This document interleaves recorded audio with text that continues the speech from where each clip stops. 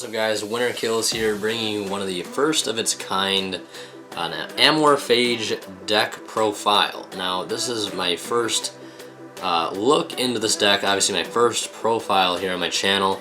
And when I first saw this deck, and I was kind of, this is a weird deck, and it's just a whole lot of floodgates, honestly. It's just a weird deck. It's a pendulum based deck, obviously. It does ritual summon as well, through the use of its field spell, so it's very odd deck, just the way of its playstyle. And I, for some reason, had gotten a lot of the cards for it from the box I opened, and some of the boxes my friends have opened. They pulled a lot of stuff, and you know what, to hell with it, I'll just build the deck, and we'll see how it goes.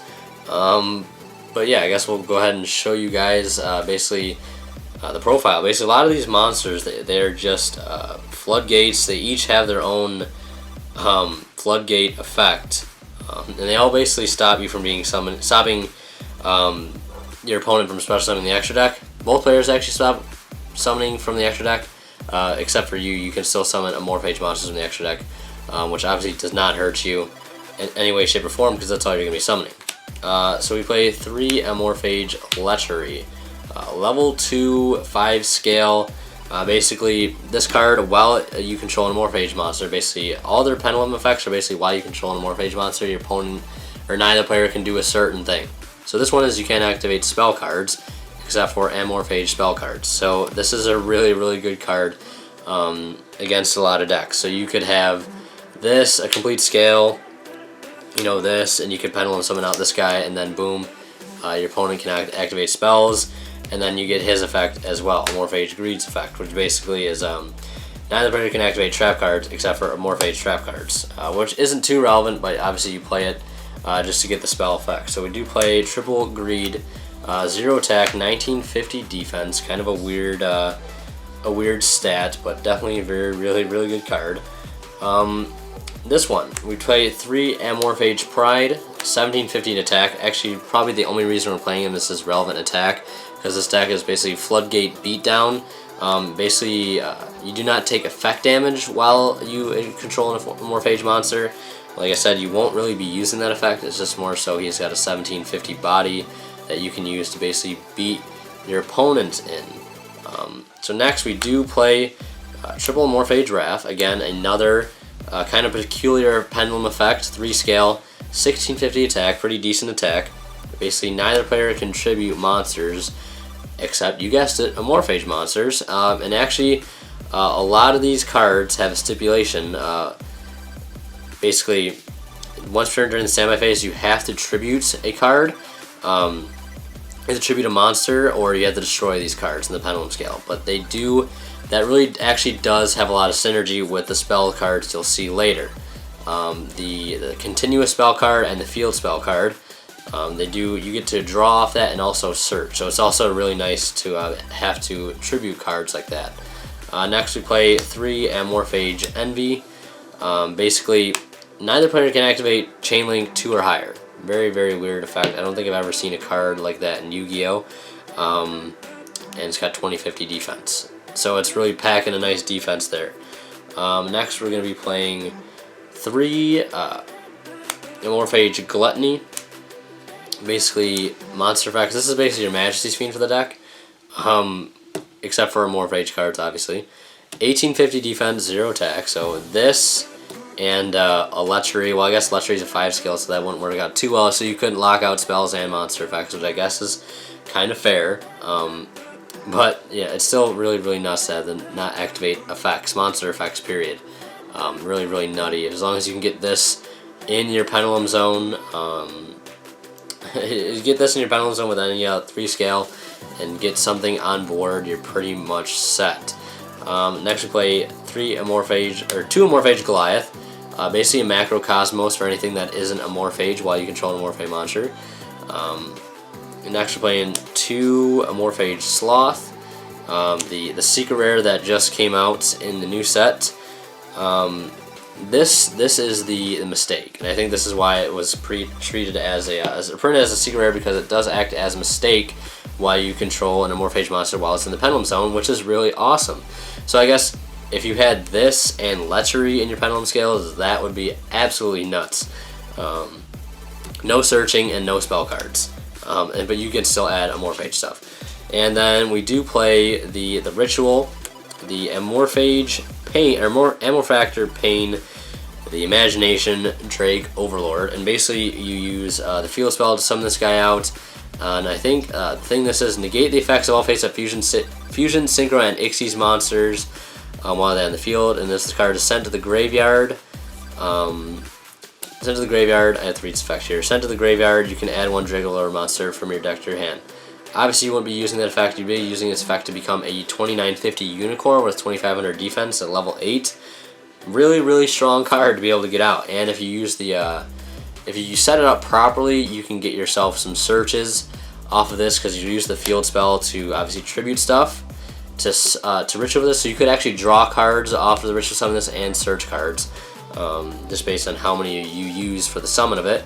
And then one tech card of mine is this Dragon Dowser.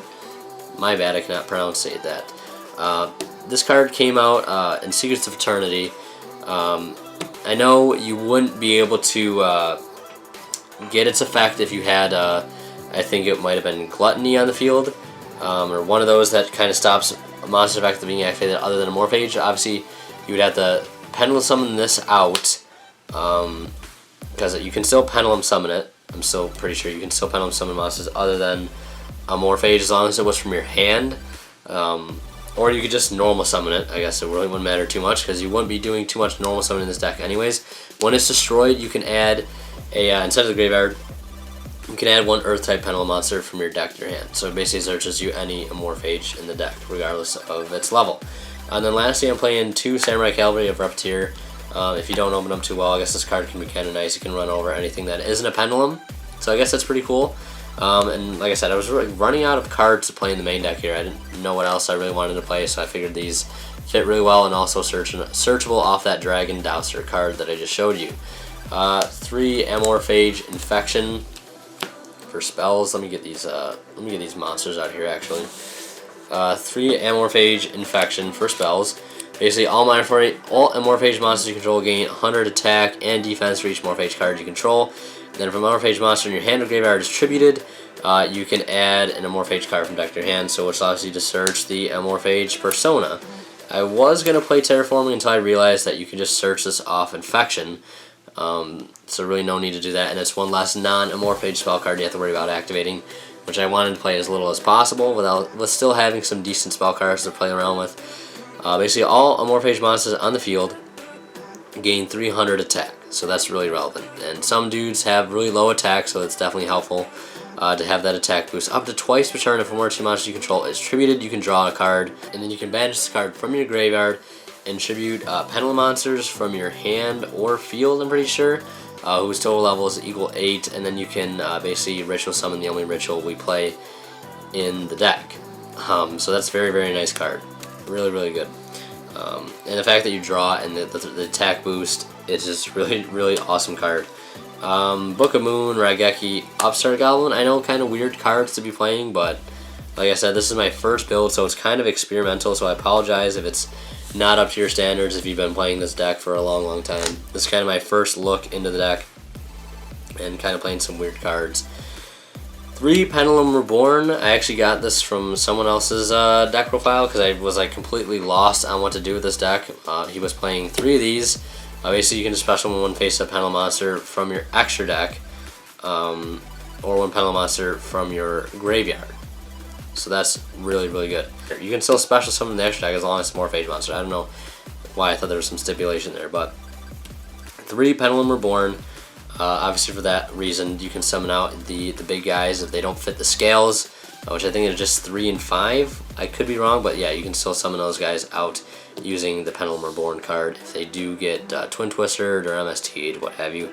We played 2 Amorphage Lysis. I'll go ahead and read his effect for you guys. It's kind of lengthy. All monsters in the field except Amorphage monsters lose 100 attack and defense for each Amorphage card on the field. So you have field spells, continuous traps, scales. They're going to be losing a lot of attack. It's going to add up pretty fast. If a card in your Pendulum Zone is destroyed, you can place one Amorphage monster, Pendulum Monster from your deck in your Pendulum Zone, and you can only use this effect once per turn. So basically, if they Twin Twister or if they MST, I guess would be a better example. You can basically, okay, they destroy this, so you can just take one from your deck and replace it. A different floodgate effect. So basically, whatever floodgate you need at the moment, you can just go ahead and grab a new one. So yeah, definitely a really, really good card. So that's it for the main deck. Don't have an extra deck, because obviously an extra deck, in my opinion, I don't think would be very good in this deck, especially since you have the stipulation where you can't really special summon anything from the extra deck other than Amorphage cards. So this is my first build. It's definitely going to need improvement. I know it's probably not perfect. It is a standard build, to say the least. It definitely does need work, and I thought the deck was pretty interesting, so I wanted to play something different, pick up something different, and share it with you guys. So hope you guys enjoyed. If you did, leave a like, and as always, guys, Winter Kill, signing out. We'll see you in the next one.